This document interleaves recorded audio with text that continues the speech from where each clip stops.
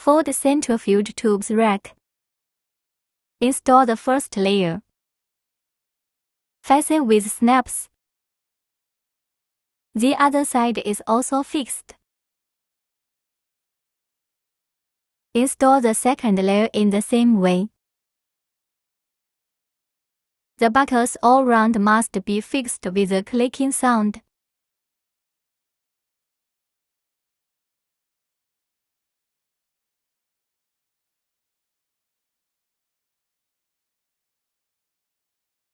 Fasten the clips on the left and right.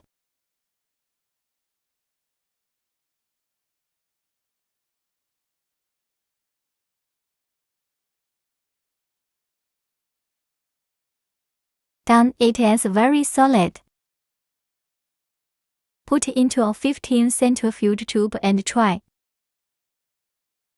Turn it upside down and shake it.